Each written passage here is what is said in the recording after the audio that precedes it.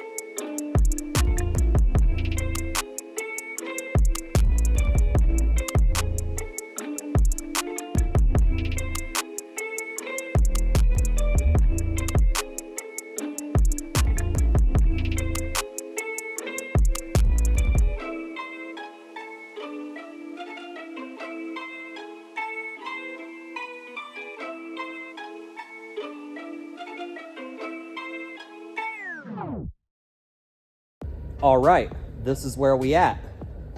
I don't like the way this clip started, but you know what? We're just gonna roll with it. We got everything rolled forward, welded shut all the original holes that were up here for cross members and stuff. We took out 2 cross members. I drilled, all these are new holes here for everything to work up here, 52 inches forward. So that way, this back hanger that used to be bolted on back there will get rolled forward and bolted onto where the original front hanger was. So now the back hanger is where the front hanger was, and the front hanger's going here. So the whole truck's gonna be 52 inches shorter, which should be like 253-inch wheelbase, which is about right for a day cab, for a flat top day cab. I mean, if there's one thing I'm gonna try, and we haven't talked to the guy about it yet, I'm gonna try and get him to change his fuel tanks from, I think these are like 150s to like 100-gallon tanks, because I mean, it looks really cool being double strapped and everything when it was stretched out, 305-inch wheelbase.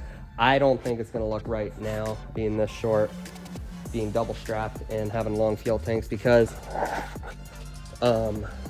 this is gonna roll forward maybe about 2 more inches. Then when your fender's on there and everything, after all of that's up in place, you're gonna have like 1.5 foot of space between his fender and the back tank, which is gonna just make the truck look all the shorter. So if he would go and take out that strap and the back strap and just run these 2 straps here with shorter tanks, it would just give you a little bit more frame rail, so it'd look a lot cooler. I mean, it is what it is. I mean, we're taking a 305-inch wheelbase truck and shortening it down to 253. I don't like that. Wait, that math doesn't hold out. I'm gonna have to do some measuring tomorrow. I think it's 253 from 305. Yeah, actually that math does. I was homeschooled. And then after I'm all finished with the really important work that I have to really focus on, I already got the day cab kit painted. I think it turned out beautiful. We'll go ahead and mount that on the back here so we can get this back end all sealed back up.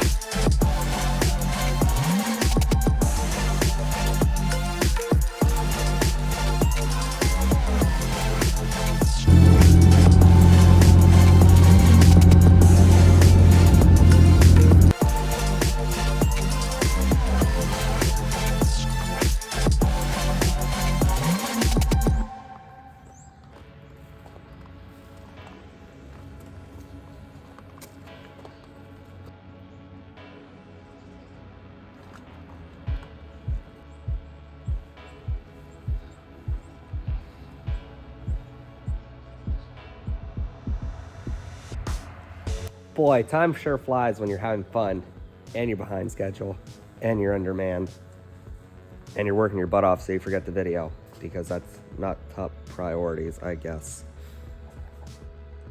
Need to put hubcaps on there yet.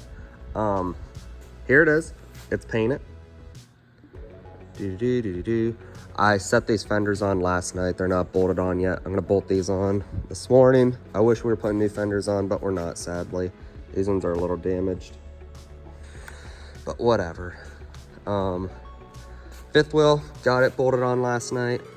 Next thing I'm gonna do is, I think I'm just gonna put one of those brackets across right here with a pogo stick. I know that's unheard of, and I shouldn't do that on this truck, but you know, it is what it is. I got all my hoses right here. I gotta take care of these before I wind them up in the drive shaft. We don't have a deck plate for it. We're gonna have to get one built. I'm gonna try and use his old one. This one right here. But it's got like pipes welded under there and everything else for where the old cross members were to bolt it on, and none of that's gonna match up now. So it'd be a lot of modifying to get that thing to work. So I don't have that much time right now. This light bar here, I'm gonna put it on the back there. Day cab kit is fully installed. The only thing I gotta do to it yet is I need to do a little bit of touch up around where I nipped some paint off by accident when we had to notch out for this, because like a complete idiot, see, I painted that when I was younger about 2 weeks ago, and I was stupid back then, and I didn't test fit at first. And of course, I mean, I've done quite a few of these. You always have to notch out around there. It's just been a while since I did one, so I totally forgot about that. Well, anyways, we just got a couple little paint chips I gotta touch up, but I'm also putting silicone around there, so it doesn't really matter. Installed a little cab mate under there. I think that's what they're called. And not only is the truck leaving today, but the stacks are arriving today. Yeah, you heard me. I got a lot of things to finish up here, so I need to get started. Otherwise it's gonna be a late night again. And I think it turned out nice, the frame. I mean, it's red. I'm not the biggest fan, but I think it looks pretty good.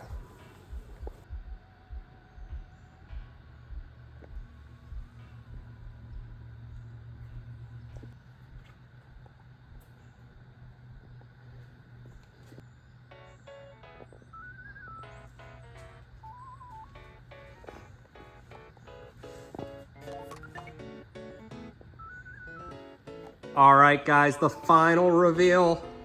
And it's not 100% done. It needs a new plug put on right here, which my brother's gonna do. And it's also getting a box installed on the trailer back there, but I'm headed out and this truck is gonna be gone before I get back. So this is the last time I'm gonna be videoing it. So here it is. You guys already kind of know what we all did to it. This video is not as long as I promised it to be. You're just gonna have to deal with it. I'm gonna make a longer one later. Not of this truck, of a different truck. Hopefully you guys enjoyed it up to this point. Like, subscribe, follow, all that cringe stuff.